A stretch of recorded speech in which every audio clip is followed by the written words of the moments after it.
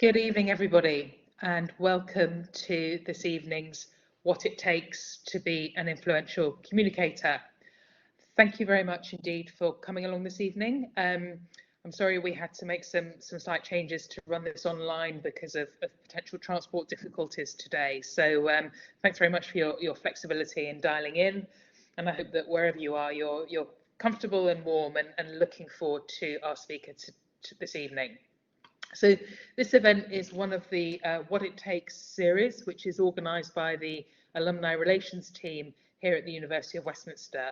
And the series features alumni from the university speaking to current students and recent graduates.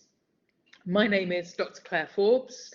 I'm a communications practitioner and I'm one of the visiting lecturers on the master's degree in public relations here at Westminster. So just before I introduce our speaker for this evening, there's just a few pieces of housekeeping that I wanted to highlight. First of all, this talk is being recorded. It's going to be edited and made available on the Alumni YouTube channel within the next few weeks. So you'll be able to catch up on it again if you want to via YouTube. Because of the recording, your cameras and your microphones are automatically turned off. And we've got the group chat, which hopefully you've all able to access so that you can ask questions for Jenny. If I could ask that you don't actually raise your electronic hands during the session, but if you want to raise a question or make a point, please put it in the chat.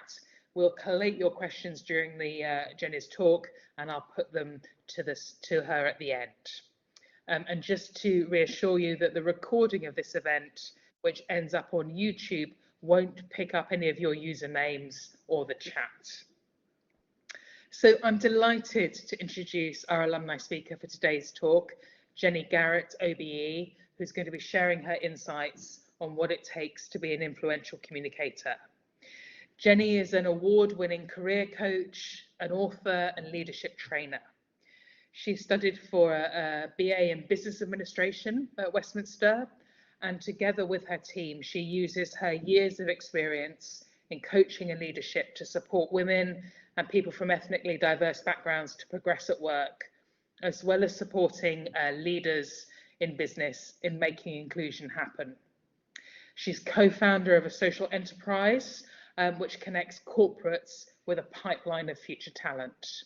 And do keep an eye out for her forthcoming book, her second book, Equality versus Equity, Tackling Issues of Race in the Workplace. There is no better person to talk to us about what it takes to be an influential communicator than Jenny. So I'm really delighted that she's here with us. We'll ask her to speak first. Do put your questions in chat and we'll give her an opportunity to answer those at the end. So without further ado, I'm delighted to hand over to Jenny. Thank you so much. I just tried to turn my camera on and it doesn't seem to be letting me. It did earlier, so I don't know. Oh, I think it's happening. Okay. Hello, everyone. Thank you for that lovely introduction, Claire, which I really appreciate. And thank you so much for such a wonderful turnout today. I really appreciate that. And I'm really looking forward to chatting with you about what it means to be an influential communicator. I thought my slides would automatically pop up, but it doesn't look like they do. So I may need a little bit of direction there to get my slides appearing.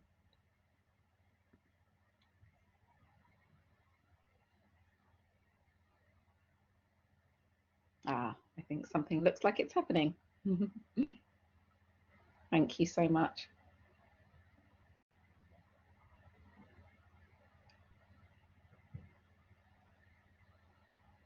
Lovely. Oops, disappeared again.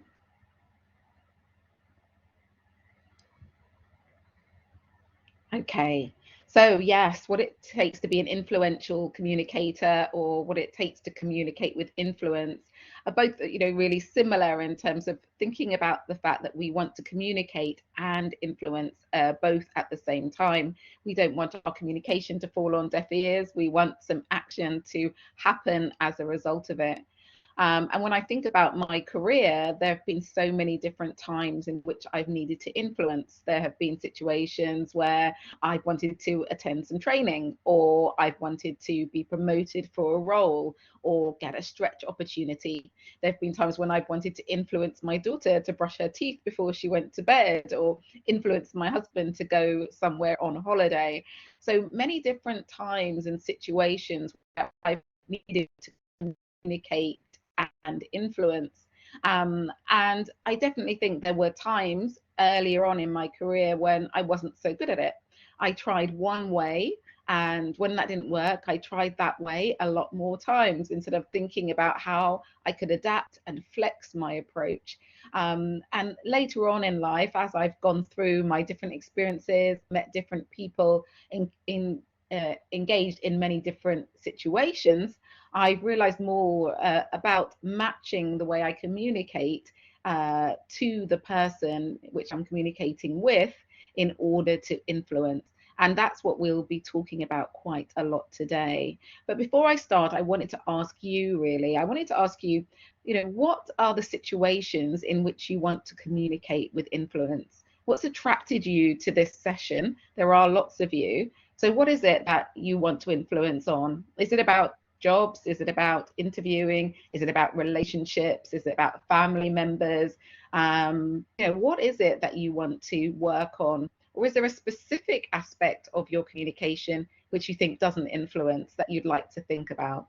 So please type in the chat so I can get a great picture of what it is that you particularly want to take from this session.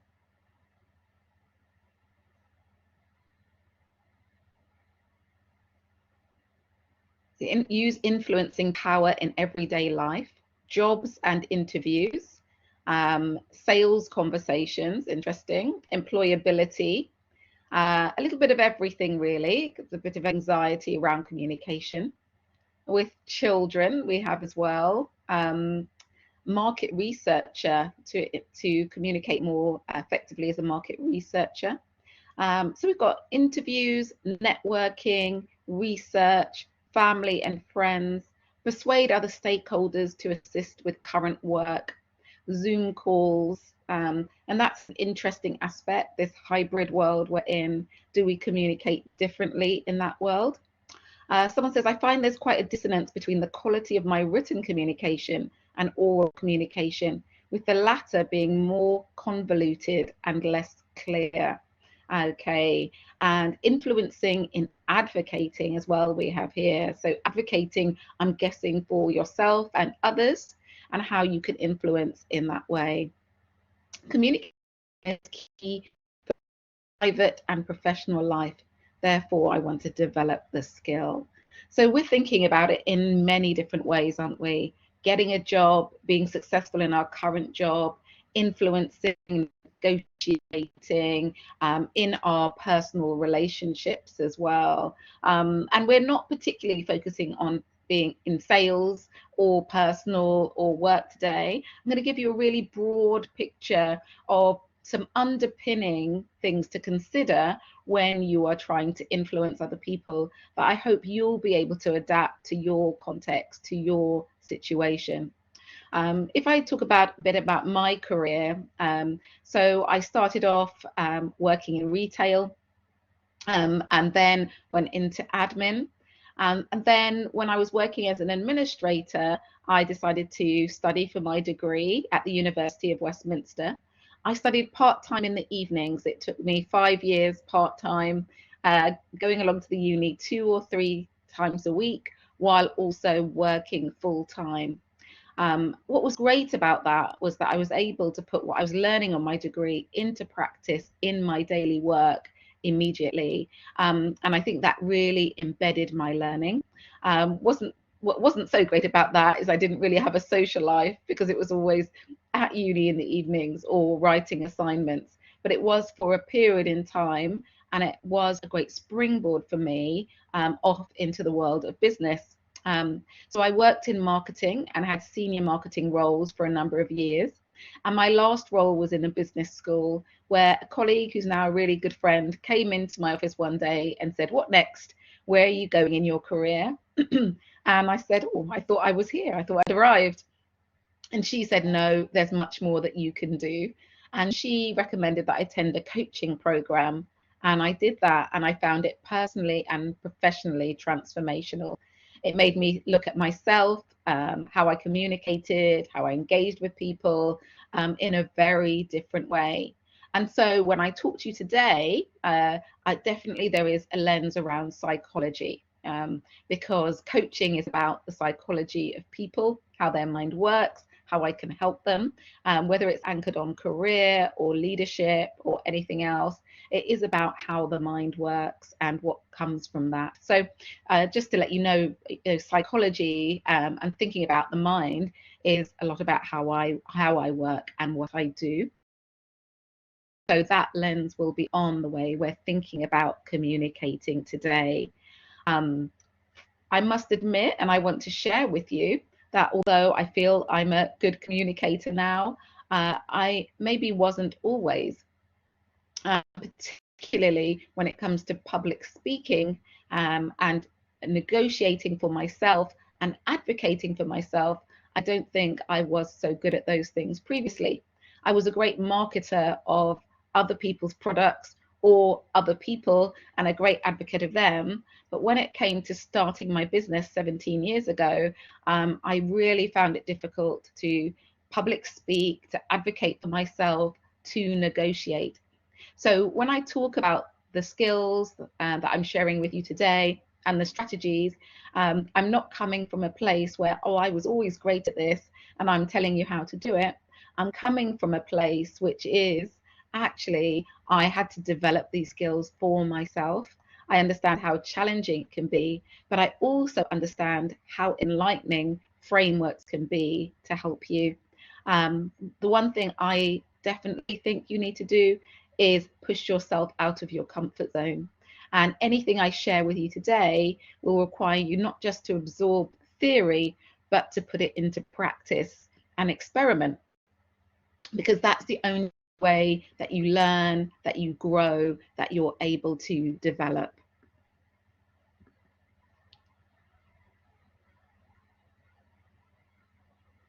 So my slides are going slowly, but I wanted to start with just thinking about perception and awareness. It's really interesting when I talk about communication and I talk about personality. Quite often we think that the world exists as we see it. So my perspective is the perspective. The way I see the world is how everyone sees the world. And that's really not the case.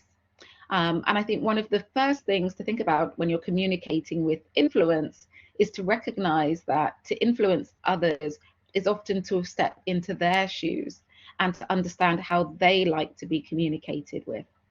There's a saying, treat people as I'd like to be treated myself. When it comes to communicating with influence, it's about treating people as they want to be treated, not as you want to be treated. And the big light bulb moment often happens for people when they realize that people don't see the world as I do. People don't experience the world as I do. People don't communicate in the way that I do. And as a result, I need to understand them and think about how I flex and adapt my approach in order to influence. So I'm going to talk to you about something called the Insights Discovery Tool, and it comes from the work of Carl Jung, who this quote comes from. He was an eminent psychologist, and you may have heard of tools like Myers-Briggs type indicator.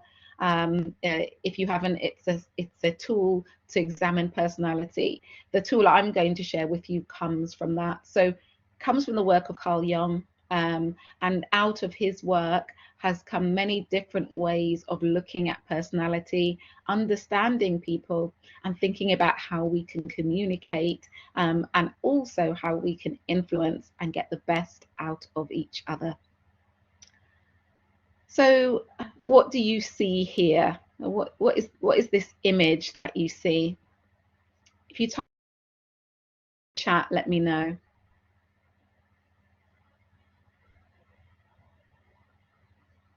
A clown, question mark? Yeah, you see a clown, absolutely.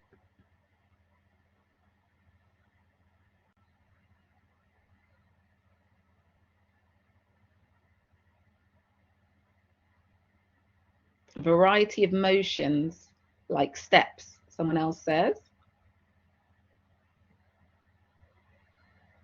Okay, I'm sure my slides are working properly.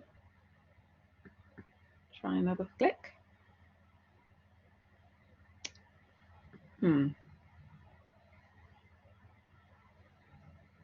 A mouse.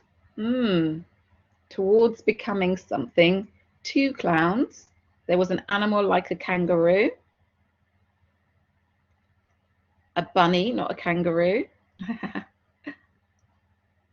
For me, the slides are coming up empty at the moment. Ah, here we are. This was supposed to be the first. Yeah, this is another way of looking at it. So now, what do you see? You saw a clown initially, but what do you see now? A circus.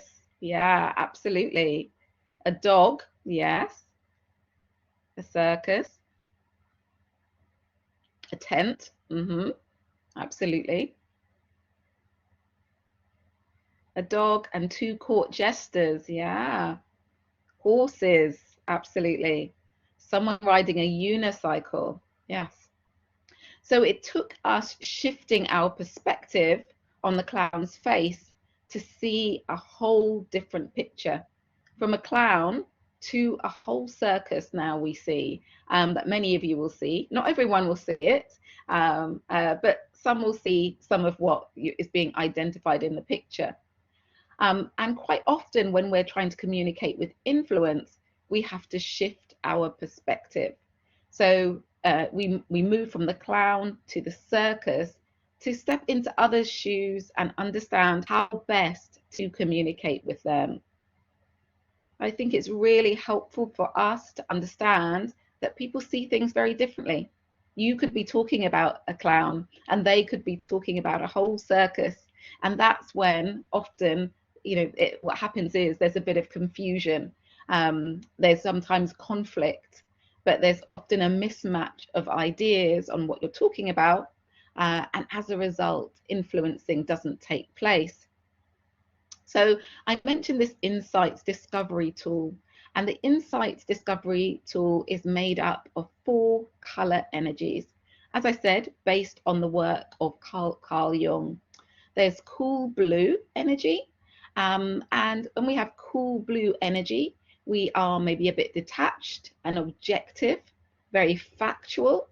We're interested in the facts and the data, and we don't want to be swayed by emotions or ideas. We want to work with the facts. We have earth green energy. We're very calm and still and very soothing in our approach. And if we have sunshine yellow energy, we're very cheerful and uplifting and very buoyant and quite excitable. And if we have fiery red energy, we are positive, affirmative, bold, and assertive. So we all have all of these energies. Every single one of you here have all of these energies within you, but some will be more prominent than others. It might be 1, 2, or 3 of these energies that you say, well, yeah, I maximize those. If you were having a conversation with me, Jenny, you'd notice these, but you might not see one of them. Or you'd notice these 2, but you might not see 2 of them. Or you'd really notice one prominently and not notice the others so much, but they would still be there.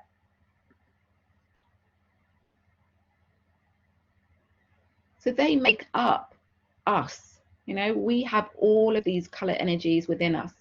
And as I describe them to you in more detail, what I want us to be careful not to do is put people in a box. Not to say, oh yeah, that lecturer is red, or yeah, my best friend is yellow, or or my child is very blue.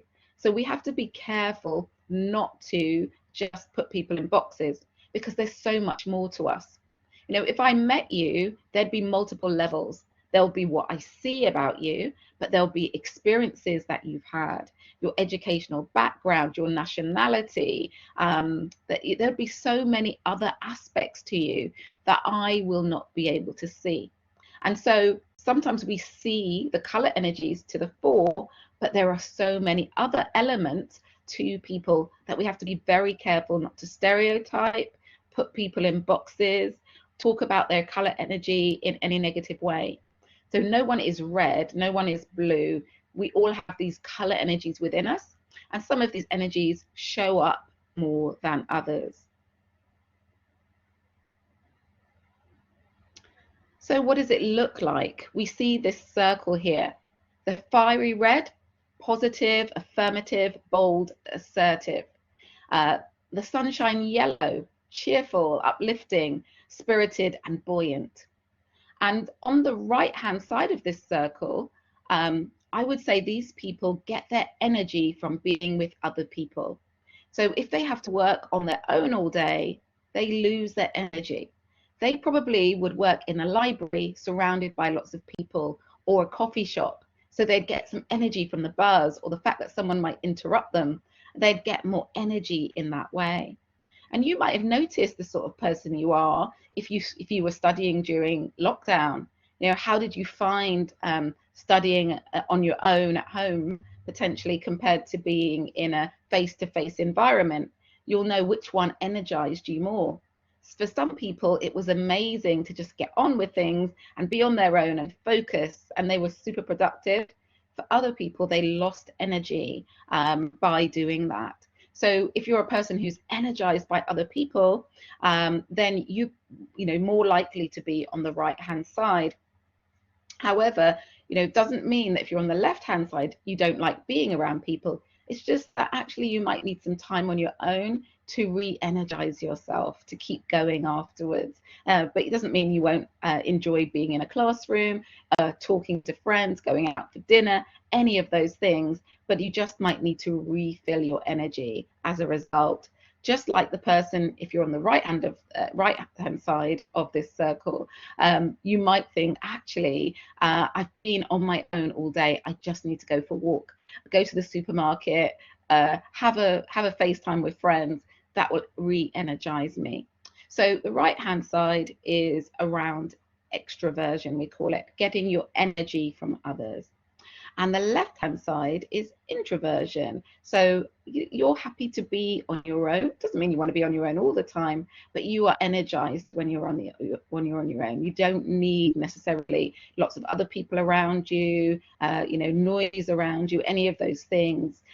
You are often energized on your own. So there's this extroversion and introversion. And if we go to the top and the bottom, the blue and the red, those people are often more task focused. Now, it doesn't mean they don't like people, but they'll be focused on getting the task done first. What's on the to-do list? What do I have to achieve? I'll focus on those tasks and get those done, and then maybe I'll lift my head up and chat to the people around me. But getting those tasks done is what is the first priority. When we look at the bottom of the circle, the yellow and the green, these people would always be the ones who stop to have a chat first. They'll chat in different ways, but it's about, oh, let's talk through this assignment that we've got to write before I get down and actually write the task. Happy to be a bit, if you're sunshine yellow, happy to be a bit more distracted. If you're earth green, maybe happy to have a one-to-one conversation with people to unpack how things are going with them, how they're finding their assignment, how they're finding their new job, you know, what's working for them and what's not. So the earth green, as I said, is much more calm and soothing and tranquil in their approach, and the cool blue more objective and detached and analytical.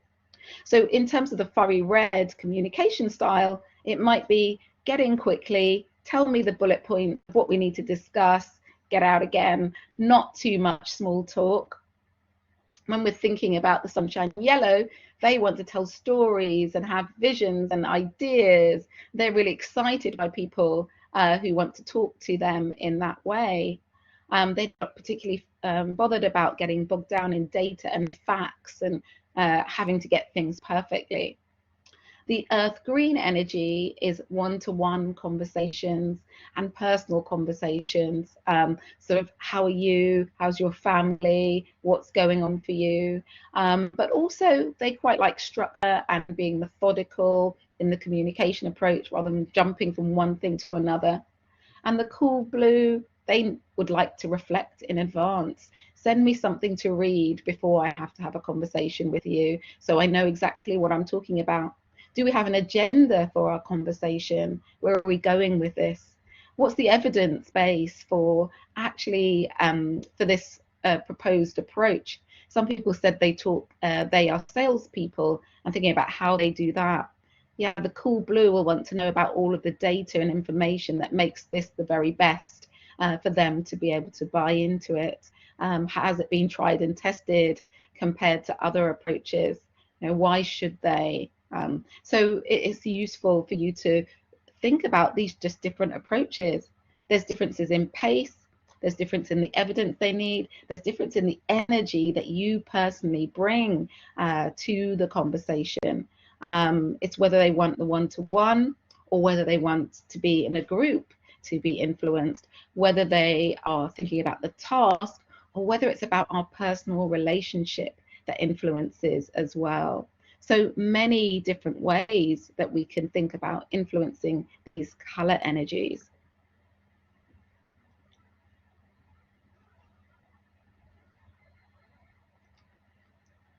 And the thing about all of them is that they're really all great, as I said, and all equal. But actually, sometimes what happens when we're trying to communicate with influence is that we see a preference for communication and a personality type that's different to our own. And because of that, we see it as a negative. So, for example, if I have quite high earth green energy, I might see the fiery red, who is assertive and directive and pushes to get things done, as a bit aggressive and controlling. Someone who's intolerant and impatient with me, and I might not appreciate that. And it's very important for us to see that there's good in every single one of these color energies, and not just focus on how we see it compared to ourselves. Because if we see it in that way, we're not going to be able to influence our communication with them. We're not going to be able to change things. Immediately, if I see negative in someone, I'm not necessarily going to want to influence them or have communication with them or enjoy a conversation with them. So it's important to understand what's great about them, and also understand that because of my perspective on the world, sometimes I might see their good qualities as not so great, and I need to work on thinking about that. It can also be, if it's a manager and colleague relationship, that you tell the person, you know, because of where I come from in the world, my perspective, actually, sometimes the way you come across, I find difficult. Where can we meet in the middle? How could we flex and adapt our approach so that actually we can both appreciate each other? Because as you can see here, we can always see things that are not so great about people's approaches. Yeah. So the earth green energy can seem a bit plodding. They like consistency. They like things to be methodical. To the fiery red, who's fast paced and moving through things and not wanting to slow down to have a chat. You know, it can seem like not the greatest color energy. To those who have high cool blue energy, the sunshine yellow can seem like someone who's a bit frantic and is not really based on facts, and is just going from one thing to another.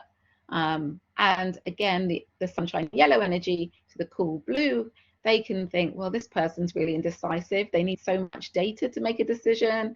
They're very cold and reserved. Why aren't they chatting and building a relationship with me?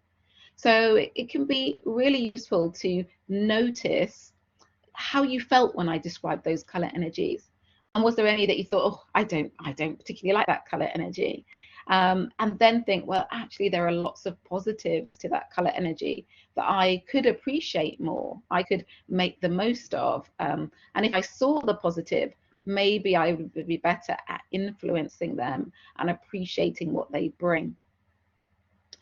Sometimes it can be difficult to recognize color energies, but what you might notice in these is these statements can help you identify. So the fiery red will be, let's do it now, let's get on with it, let's move forward, let's take action. The sunshine yellow would be, let's do it together. Yeah, let's have that. Let's work on this together. Many minds are better than one. We can bounce ideas off each other. The earth green, let's do it harmoniously. I don't want any conflict. I want to make sure that everyone feels listened to, everyone feels heard, and everyone can contribute. And the cool blue energy is around, let's do it right. You know, let's make sure we have all of the information, that nothing comes back on us because we haven't thought it through with all the data and all the information. So I want you just to think about it for a moment. Which color energies are most like you? And it might be that you say, if you recall, I said it might not be one at the top. It might be 3 at the top and 1 at the bottom, or 2 at the top and then others underneath. So I just want you to take a moment to think, what color energies are most like me? And I'm going to go back to that slide, which is talking about the positive of these color energies. So what would I put at my top? The second, third, and the fourth, or as I said, could be 2 and 2, or 3 and 1, whatever it is. So I'm just giving you a moment to look at that and think about it.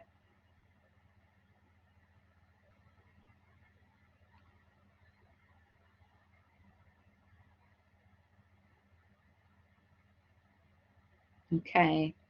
Hopefully you've thought about that and were thinking about it as well as I went through the presentation, to think about where you see yourself and these mixture of colors. This insight discovery tool actually, although I've only divided it into 4, it has many. Each segment is divided into 4, and there's a lot more detail to it. So today we're just looking at it from an overview perspective. So when you know what your top color is, often it can be useful to think, okay, if my top color is yellow, as someone has written here, then red is often my bottom color. And so that might mean that the people who are red have high red energy, so maybe a bit more directive and assertive and fast-paced, and maybe not so interested in you, but more interested in the task. They might be the person that you find most challenging to influence. So this can be helpful for you to reflect on. Thank you so much, those of you who are typing in the chat to let me know your color preferences. And what I'm really enjoying by looking at this is so many different combinations. You know, there's such a diversity of perspective and approach in this group, which is what we need. We need that. We need all of the color energies in their different combinations to make the best decisions, to make life interesting, to bring what we can to either our relationships as students, as colleagues, as family members as well. So great that you've been able to identify your colors and start to think about who you are. What I like about it is that this is not a life choice. Whatever color choice you've decided on today, it doesn't have to stay like this forever. You can change it, and you can flex and adapt. What we usually find, though, is most of the colors are pretty similar, but they can change over time. And I can tell you that a few years ago, I completed this, and I was fiery red and sunshine yellow. And then last year I completed it, and I was opposite colors. I was fiery red and earth green. That's called the creative type, when your top 2 colors are opposite each other. But if you can make it work, it's very well rounded, because it means you can mostly get on with anyone, which we all can do, but maybe easier when you're the creative type.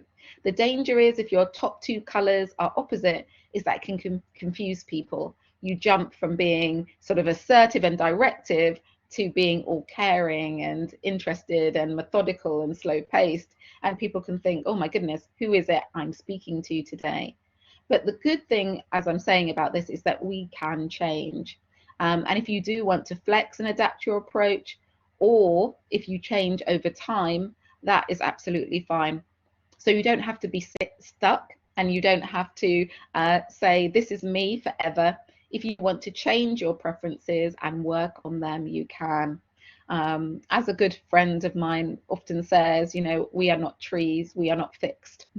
We can get up and we can move, and absolutely you can flex and adapt your approach. So we are not black and white, or even just four colors. We are such a combination, which makes us ourselves. But helpful for you to consider how these color energies play out. And I like to think about it like that artist's palette.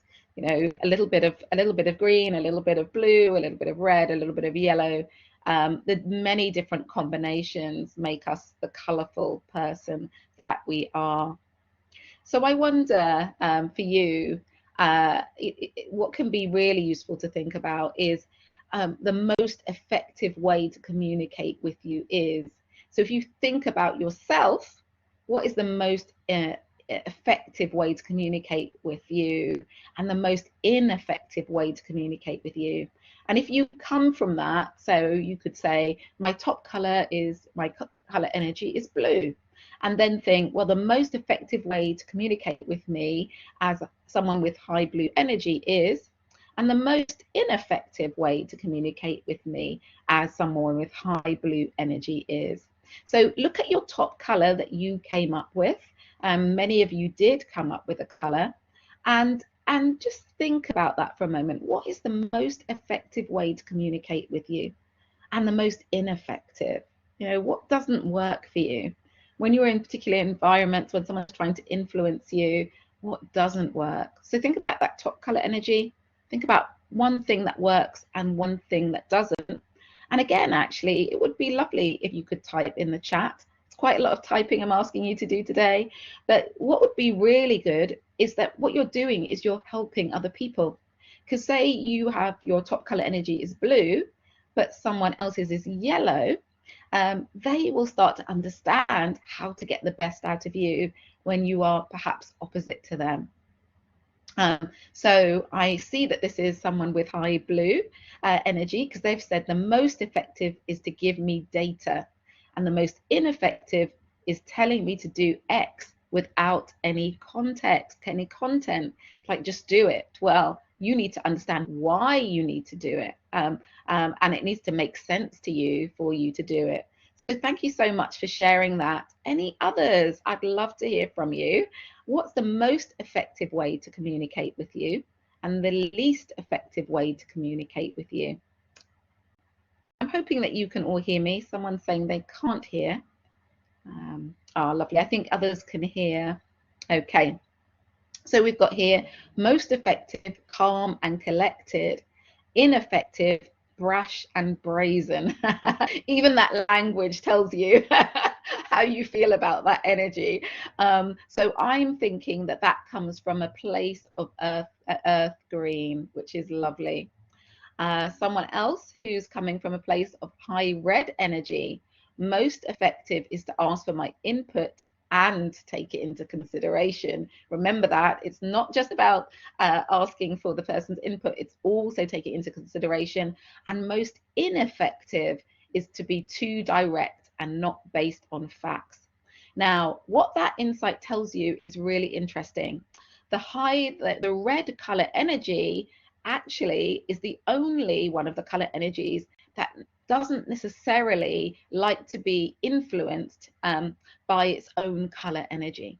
So if you're very direct and assertive with someone with high red energy, it doesn't necessarily work for them in the way it might for others. Sometimes it causes conflict. So it's not that you wouldn't be fast-paced and give them facts and all of those sorts of things and be structured, but you can't exactly influence red by being red in terms of the energies. And that's come up in that example, which is a really lovely example. Thank you very much. Someone here has said, give me all the information, good and bad, as short and concise as possible. So that's interesting. I'm thinking that is either someone coming from high red energy or blue energy, or a little bit of both. as short and concise as possible speaks to high red energy. All of the information speaks a little bit to some of the blue energy. And we've got here most effective direct, most ineffective waffling. Lovely. Most effective with detailed explanation, ineffective when not detailed. That is absolutely around the blue energy. Also blue, I need clear, actionable steps and decisive language. Can't stand vagueness. Lovely. I'm going to see if there's any sunshine yellows here. Yes, I can see some sunshine yellow energy. Most effective, personality and enthusiasm. Ineffective, loads of data and factual voice. Really interesting, factual voice. So not even just facts, but the voice as well, we hear. Most effective is warming up to and getting to know each other. That's the earth green energy. Most ineffective is to be too direct. We've got green here. The most effective, sweet and approachable and straightforward. Least effective, unenergetic, bored, or can't be bothered type of behavior. Lovely. So there's a lot here, and great when you put your color energy up front, because then it gives everyone a bit of a clue. But I hope as you read them, you start to get a picture. Oh yeah, you know what? I've been trying to influence that person with my energy, because that's how I like to be influenced. But actually, that's not going to work for them, because what they're sharing is a totally different approach. And it's quite important then to understand that you might need to flex and adapt. Someone says here, I'm quite a sensitive soul, so I prefer a calm conversation where both properly liaise. An ineffective method would be too direct or demonstrating a state of being irate. So that sounds like some really nice green earth, green energy. So we've got lots here that is giving us a clue and giving us an indication how people like to be influenced, and really helpful for you to think, you know, when you say things like, you know, I don't like people to be irate or brash and brazen. I like people to get to the point. Yeah, that sometimes we're not appreciating what people are bringing, and being careful about how we're considering others' great strengths when we're trying to influence them. Thank you so much. It's a wealth of information here. So we've written some of these statements here, so we don't have to do it anymore, but useful now to start to think about, actually, as you read some of these comments in the chat, you start to read them and know, okay, that's coming from someone with strong fiery red energy. That's coming from someone with strong earth green energy. Strong yellow, sunshine yellow energy, strong fiery red energy. We start to hear it and start to experience the colors behind the words.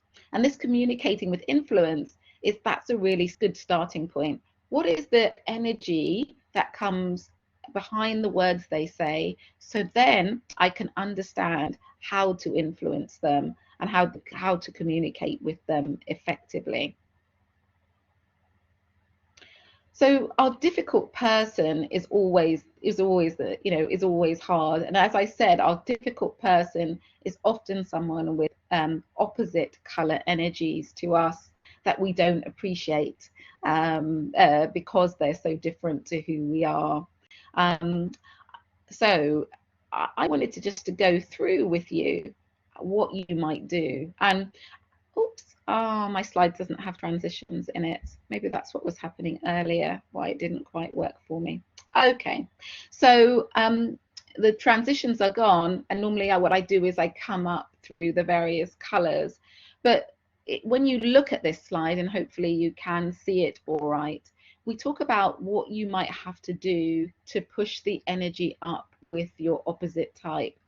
So if we're sunshine yellow, we've got strong sunshine yellow energy, and we're trying to influence someone who's cool blue, we might quieten our body and slow down our pace and become more formal in our posture in order to communicate with them. We might organize our thoughts in a really structured way. and think about how we present our ideas in a way that is very logical and makes a lot of sense. We might send information in advance, and we won't do the thinking and speaking at the same time. We'll think first and then speak, so that we're really clear on what we're communicating in advance. So, it's important to think about your posture, your tone, your pace, the words, and the structure. There's more that goes into influencing than just the few words you say. If we're influencing someone with a fiery red energy, it's about coming across confidently. And you may have come across the Wonder Woman pose, where you put your hands on your hips and you open your chest to build your confidence. You might do that before you have that conversation with someone with strong fiery red energy.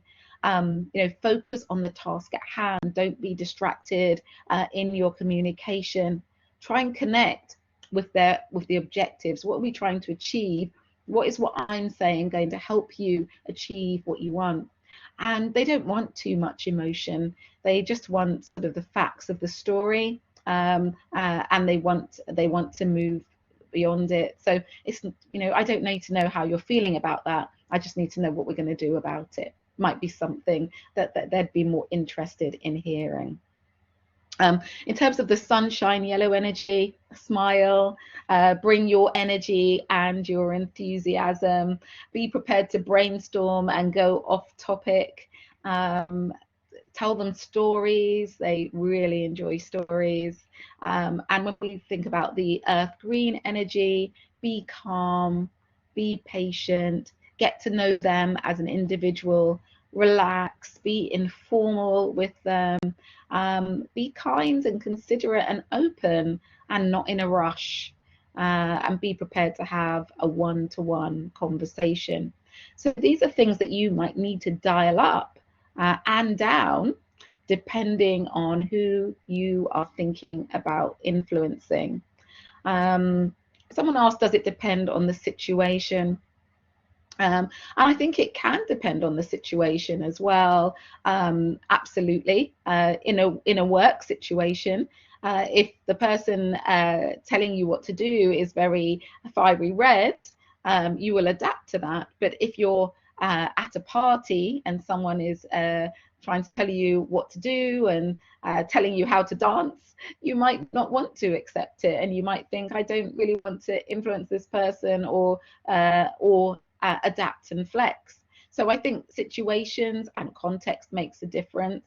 And as I said, there are multiple levels to us. So I'm giving you some thoughts and some actions you can take, but it is always about knowing the context. It's always about getting to know the person in deeper ways than just their color energies as well. So yeah, I think that's a really good point. Context always matters. So I wanted to give us another lens on thinking about how we influence as well. And this is around our values. We all have what I would call a North Star, something in how we think and behave, which is actually, this guides me. These things are fundamental to the core of who I am. And whenever I want to make a decision or behave in a certain way, I'm guided by these values. So we'll have these values. They can change over time with our life and our experience, but they're often quite deep rooted and don't change in a huge way usually. Often when we're not doing things aligned with our values, we can go off track. If I work in an organization, if my value is about fairness and I work in an organization where I don't think things are fair, it will be very conflicting for me, and often it sort of derail me. Things won't go well for me because my values are not aligned to the organization and how it behaves. And we're often attracted to people who have similar values to us. But our values can come from many different places. And what this model looks at is the fact that our values can come through our nationality, through our ethnicity, and they might not. So I was born in the UK. Some of my values might have come because the majority of people in the UK have these values. However, my family are from the Caribbean. And so I was also brought up with the values of my family, which might be slightly different to the values in the UK. So I might have picked up some values from my family, picked up some values from the UK, or not. I might have traveled the world, or I might just be different to the majority, and my values may come from different places. So we don't want to put people in the box, but it can be useful for us to consider, where do our values come from? And as a result, what does that mean for my influencing and my communication with other people? So in the UK, the highest value in terms of the first one, there's more people who are quite individualistic. But in many parts of the world, people are much more collective. So they don't think about I so much, they always think about we. And when we're influencing someone, we might be thinking, okay, you want to achieve these goals, I'm going to help you achieve them. That I know that this is what you want, when actually they might have very collectivist focus, and they might not really care about doing something on their own. They might need you to say, actually, I know that as a team you want to achieve this, or as a family, or you care about a community or people in the world. And so useful to understand where people's values come from and how they impact them, so that you can influence them, and also so that you can build a bridge, because there's always a connection in between these places. I'm presenting them as kind of opposites, but there's somewhere in between. I definitely can think about myself and be individualistic, but I also can think about the collective as well and consider more than myself. And sometimes it's about finding that place in the middle that joins the two of you as well. And then there's low power distance versus high power distance. So, some cultures, it's about the difference in hierarchy. It can be about, I want to call you sir, and low power distance is just call me by my first name. The high power distance can be things like age as well. Some people culturally, for them, it's about age. They respect age a lot, and they respect their elders, and even if someone's reporting to them who's older than them, they find that hard then to direct them. I just want to stop for a moment and check on time, because I'm seeing that it's nearly 7:30, and I'm just checking, did we have 90 minutes or did we have an hour? So Jenny, we've got to about 7:30 and then time for questions. We've got a few questions coming in, so but yeah, got a few more. After 7:30. Great, that's great. So I'll whiz through this. And so there's also low uncertainty avoidance versus high uncertainty avoidance. So what we're thinking about then is actually, how can I make things predictable and planful versus flexible, being flexible and adaptable. So again, understanding what the person wants. Do they want you to approach it in a very planned way, or do they want spontaneity, and do they want things to be different? And then there's competitive versus cooperative. Actually, again, does this person want to enter into some competition, be really assertive, or are they all about coming together and nurturing and family? There's short-term versus long-term, low context versus high context, which is about, are they a very direct communicator, or do they want you to talk around the subject and read into the subject? And then there's low context versus high context. That was what I was just talking about. And then there's being versus doing. People who want to be and just experience life versus people who want to achieve things and be meeting goals all the time and be keeping busy. And then there's this idea about having rules for everyone, one set rule for everyone, which is universalism, versus actually, I want you to see me as an individual, and all rules don't apply to me. I want you to give me a very personalized approach. And then there's neutral, non-expressive versus effective. So if we think about some cultures, people have a poker face, you know, you'd never know what they're thinking, versus some where people are very emotional, they're very emotive, they're very with their hands, very expressive. So again, these can come out in our values. And lastly, monochronic versus polychronic. So this idea of actually thinking about one thing and working in a very focused way and compartmentalizing your life, versus those who are, you know, doing their emails while watching on the sofa with their family, having dinner, you know, doing everything all together, and feeling that that's a really great way to do things, and happy to be interrupted and blend their life. So these can be other ways into influencing others. And something that you could do is maybe look at this, mark yourself on where you sit on any of these scales.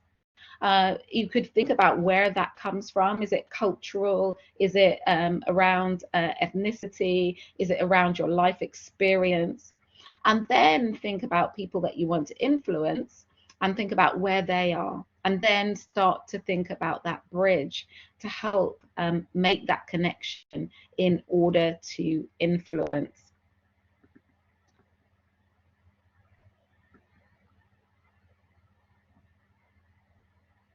So I know I've given you a lot of information, and really pleased to see questions coming through. So just a couple of last points. Sometimes we need to be more assertive in our communication in order to influence, because influencing can look like, I want to get what, you know, understand you in order to influence, but sometimes we need to assert ourselves to influence. You know, the language on the left-hand side is sort of the normal language we might use, but if we want to, perhaps in a meeting environment, assert ourselves to influence more effectively, we might change the language. So instead of how about, I strongly suggest. Instead of I tend to agree, that's absolutely right and here's why. Instead of I think maybe, my strong advice to you is. Instead of I agree completely because. Instead of maybe we can do this thing, here is my plan. Instead of well, what if, I recommend. So this is when, you know, you want to assert yourself in terms of your influence. And this, I didn't reference it, but it comes from an article called from authors Heath Flynn and Davis Holt, and it's a Harvard Business Review article. It's actually called Women Find Your Voice, but it's really for more than women, for everyone. So thinking sometimes about using more assertive language can help you influence. And I talked a little bit about structure as well. And one thing that you can often do is think about how you arrange your points when you're influencing. So I want to influence you to read a book. Actually, as we said, I've just written a new book, so I want to influence you to read my book. So I might say, you should read Equality versus Equity, a book I've just written. The reasons why you should read it is because I think it will really help organizations to be more inclusive. I think it's written from a UK perspective, and many books on the topic are not. They're written from the US, so I think that gives a unique appeal to it. Also, I'd love your feedback. It's always great to get feedback from other people on how what you write lands. And then you end by repeating what you like the person to do. I would like you to read my book, Equality versus Equity.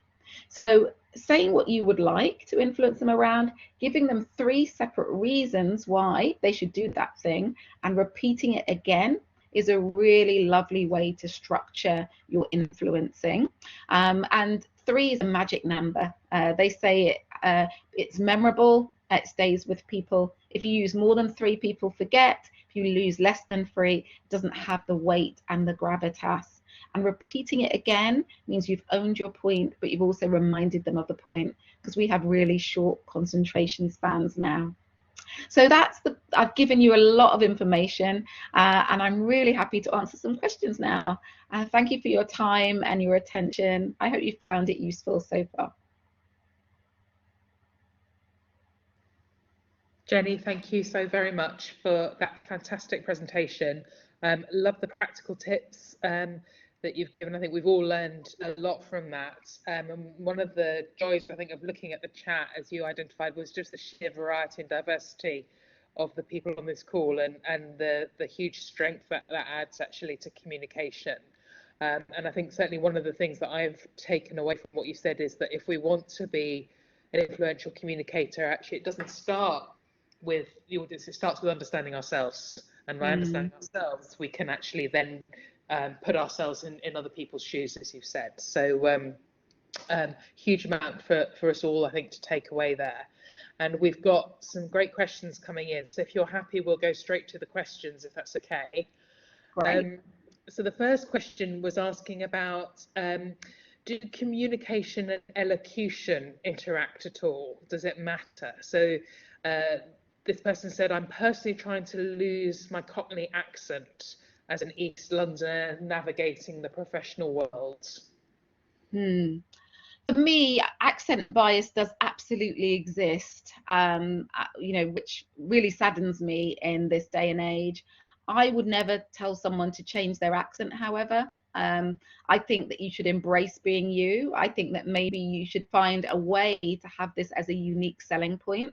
So many of the, if you think about where Canary Wharf is, it's basically next to the East End. You probably know more about the area than a lot of the people working in that space right now. So how can you leverage it? For me, I don't advocate changing your accent. What I would say though is actually how can you bring it up, because bias exists. So I might go to an interview and say, yeah, you hear my Cockney accent, I don't know what you think the judgments are around Cockney accents, but actually say something that's the opposite of what they expect. So I don't know what the associations are in terms of bias, but I would give them an example to counteract the bias that they have. So that's what I would do, but I wouldn't change my accent.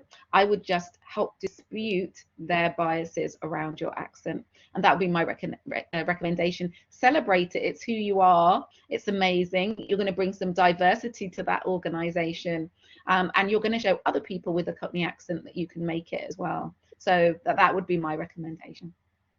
Fantastic. So yeah, lots of benefits for actually just being yourself and taking your whole self into that situation.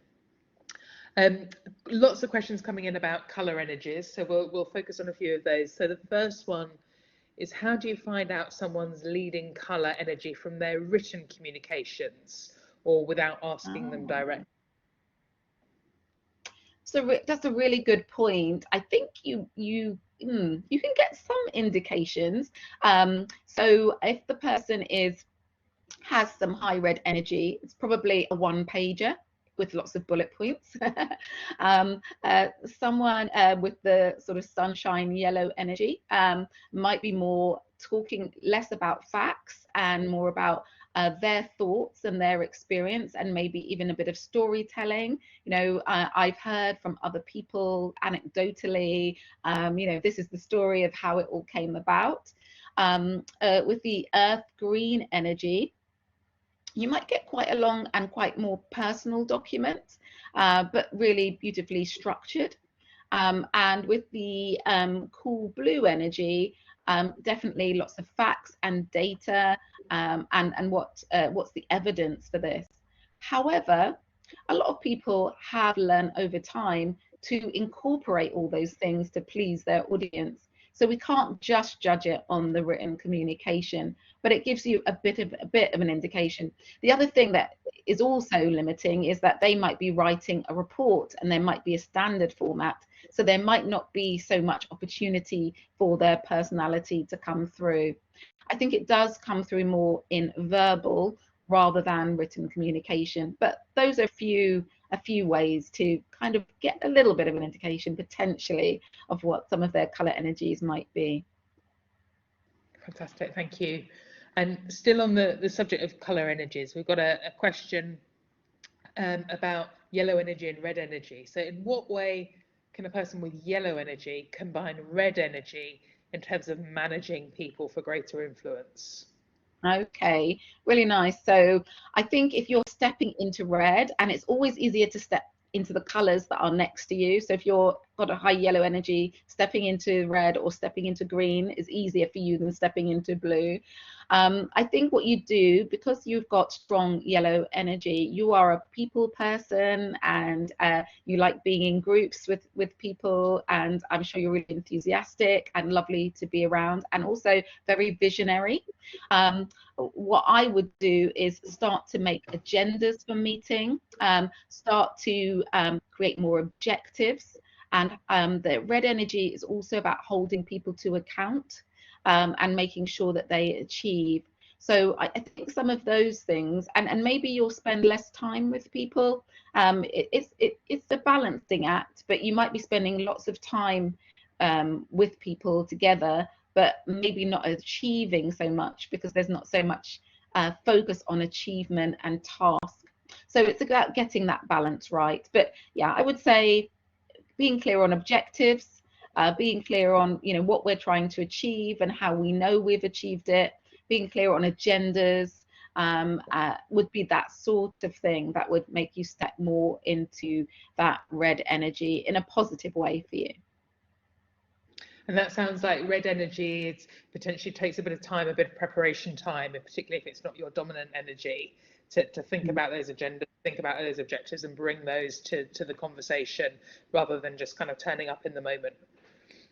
Yeah, I agree with that. Yeah, unless you're naturally have the red energy. And I, as I said, I think right at the beginning, this is about experimenting. Sometimes you might feel if you have this strong yellow energy that, oh my goodness, they're going to think I'm like being dominant now, and being bossy, a bossy boss, and all of that sort of thing. But you might actually notice that they really welcome that bit of structure and that focus. So go in with an open mind to experiment and see how others react to it. Great, thank you. And another question about red energy specifically, so just move to this one. Would you say that being more assertive is us being able to tap more into our red energy? And the questioner says, I find that at times I lack assertiveness when I'm leading a group. It's something that I realise is quite necessary. You could potentially think about it like that. Yeah, I'm going to step into this red energy, and I know that's, in that space, this is how I'd be more likely to behave. But you could be, it depends what your natural color energy is. If your color energy is green, I would step into blue to be assertive rather than red. So instead of going straight to your opposite, go to a color energy that's closer to you, because the blue color energy is can be quite assertive as well. It's just a different kind of assertiveness. And presumably you're more likely to feel more comfortable going to an energy that's closer to you than going to a direct opposite. Is that Yes, part of this? absolutely.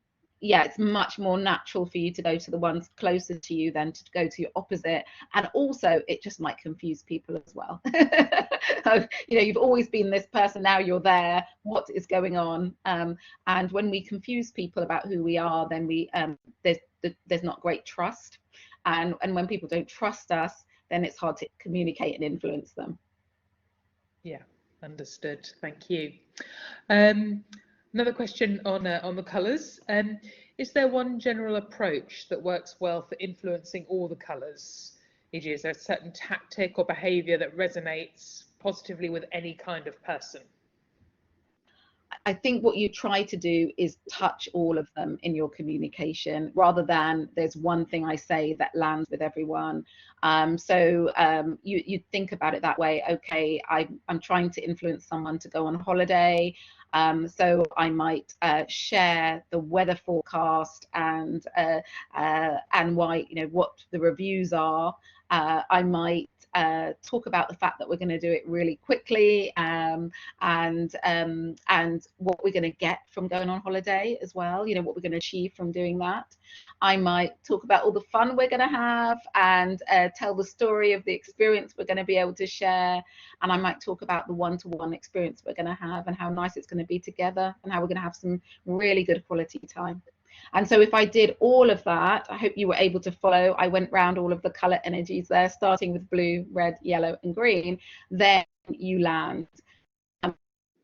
There's one thing, it's about always having those colors in mind so that you reach one of the ways in which you communicate it lands with the person. Fabulous. So yeah, that's a really good tip, I think, to think about the kind of spectrum of your communication so that it kind of taps into all of those different techniques. So moving away from questions about the colours now and some more general questions about influencing, how do you approach someone and introduce yourself in a way that will build a connection and a good relationship in a quite a formal business setting? Right, that's really an interesting question. There's a really lovely TED talk by Simon Sinek called Start With Why. Sinek is spelled S-I-N-E-K. And he talks about the fact that he talks about products, first of all, that how organizations talk about their products or talk about themselves. And he says, you know, if Apple talked about their products in a way we often introduce themselves, it would be, you know, we make laptops, you know, they look quite good, you know, want to buy one. But if you start with why, as he describes, then actually, you know, why, you know, Apple want to make beautifully designed products that make a difference in the lives of people. You know, they just happen to make computers. And I think starting with your why can be really helpful. You know, for me, my work is about fairness. It's about trying to make the world a better place. It's about helping people to have an equity of outcomes. I just happen to be a coach and a trainer. But if you start with why, it is normally eye-opening for people. But if you just say, yeah, I'm a marketer, I'm a project manager, I'm you know, a salesperson, it doesn't necessarily resonate because there's nothing unique about that. But when you start with your why you do the work you do, and then how and what you do, and introduce yourself in that way, it really does land. And someone I was talking to this about recently, they even told me this morning they tried it and how impactful it was and how memorable, and how they've got so many more opportunities by introducing themselves in that way. So what's your why for your work? Then, you know, what you do, how you do it, and what you do. End with what you do. And is that the why? Is that another way of talking about the North Star that you mentioned? Is that the same Yes, thing? absolutely. Yeah, it absolutely does connect in very much with what are your values? Why do you do? What's the difference you want to make through the work you do, or who do you want to serve? Who do you want to help? Fantastic. And so it sounds like a good TED talk to go and have a look at, and to just really think about kind of what's our why for each of us as individuals.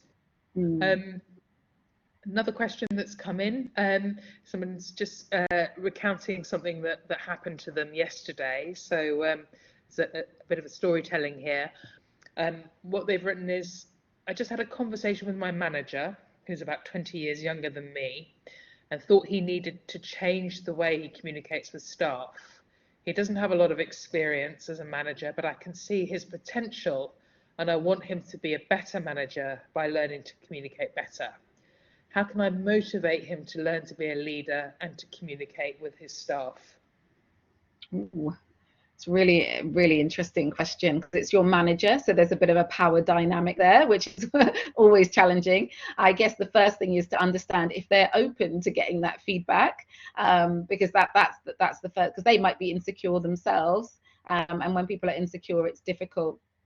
I think that one of the ways in which I think can be influenced, because you might not always be able to talk about everyone else. I think we have to often own how we feel rather than talk about how other people feel. And it might be even starting with, you know, to get the best out of me, these are the things that would work really well, that they might not have thought about. So giving them the opportunity to understand you, and that they could flex and adapt to get the best out of you, could be one starting point. Another thing that you could do is praise their great behavior, rather than criticize the behavior that's not working well. So when they do something that you notice that gets, you know, it does makes the most of colleagues in the team, you might say, that made such a difference for them. You know, you giving them a bit of praise, or that wow, they'd worked so much harder because of the way you structured how you wanted them to do that thing. So help them identify what works, and that can be another way of going about it. So, you know, a bit of appreciation, you know, appreciative approach can be another way of doing it. Yeah, I think those are good starting points, really. I'll, you know, share, you know, I'd like to get the best out of you. You want to get the best out of me. How can we do that with each other? Introduce that conversation, and also just praise when they do a good job.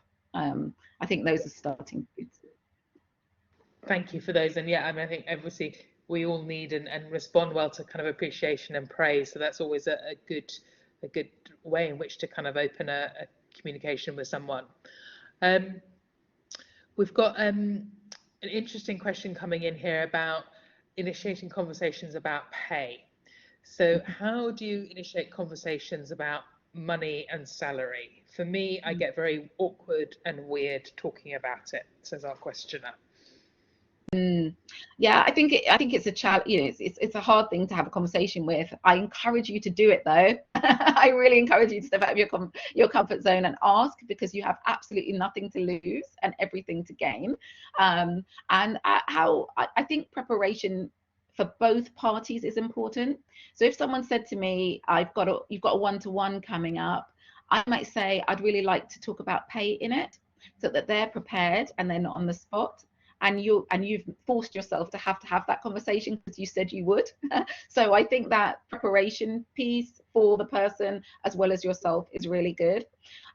So that's a starting point. And then I think about the color energies. So I think, what's the evidence that you deserve a pay rise?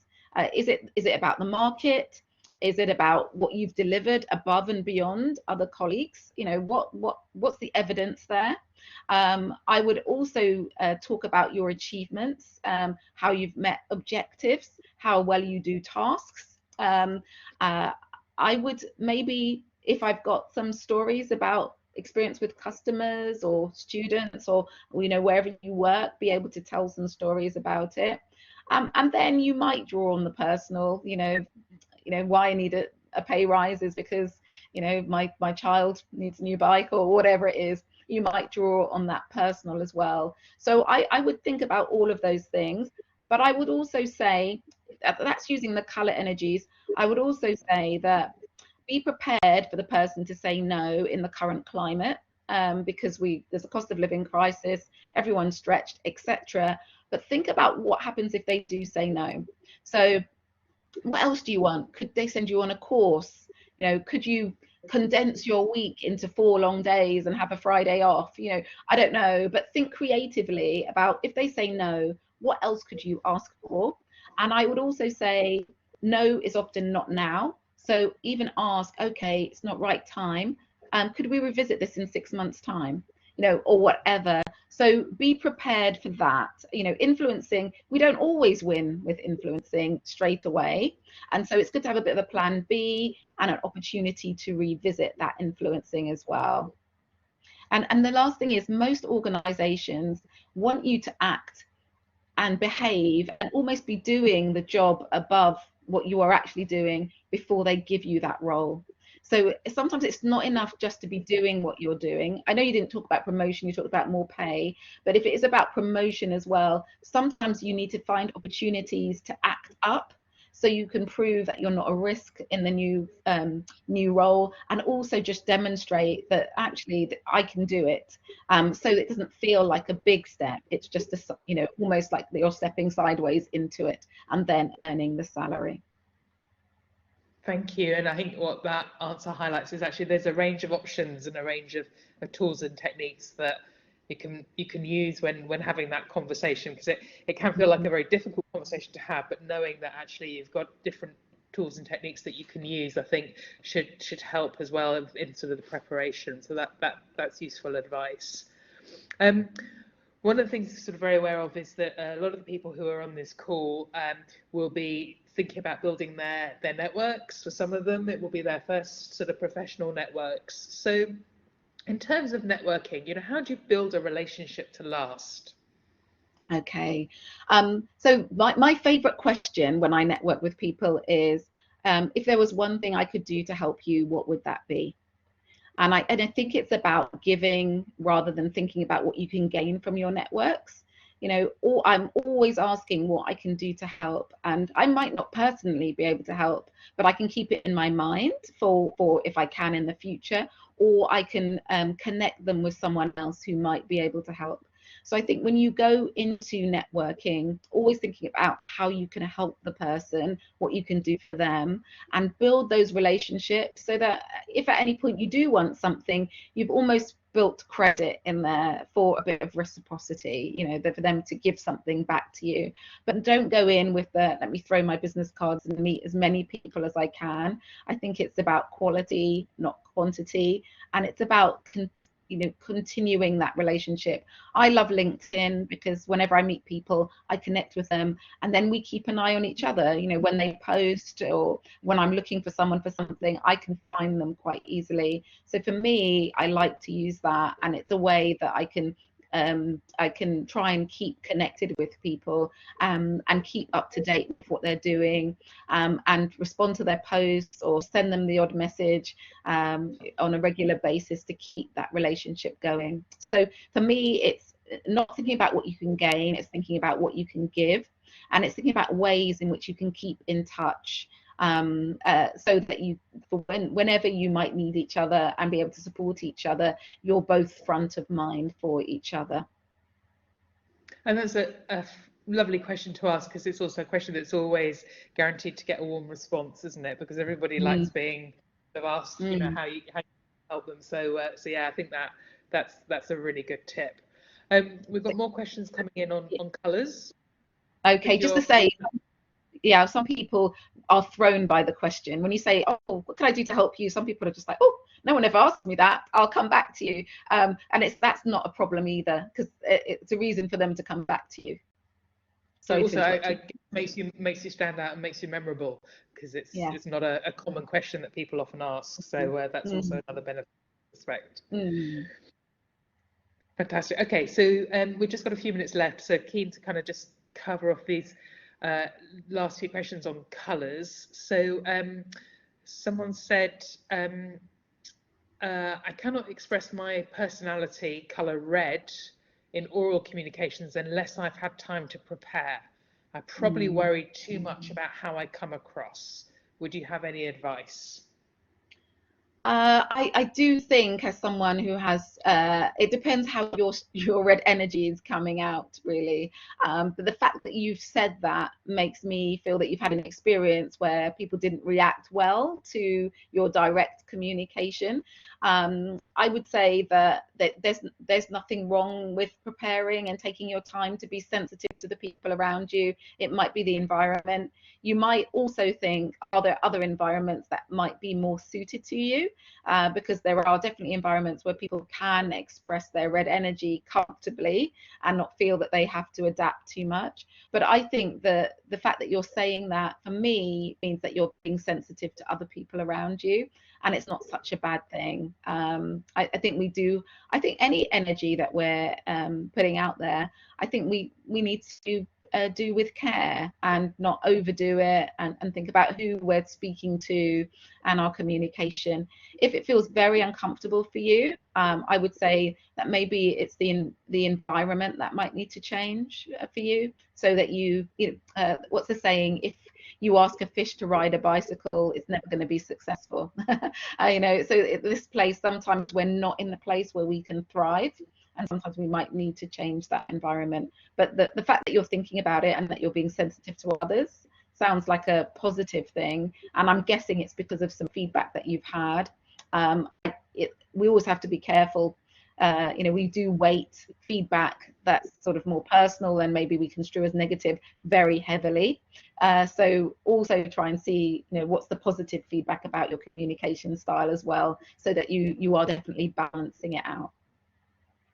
Fantastic. So yeah, so to the person who asked that question, I think feel encouraged by Jenny's answer that you're doing the right thing and thinking about the right things.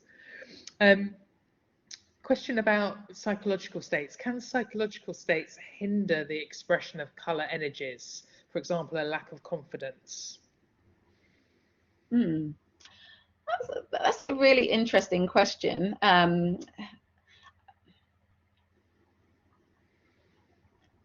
Yeah, it's an interesting question. I guess I think all this kind of question is what is creating the lack of confidence? Where does that come from?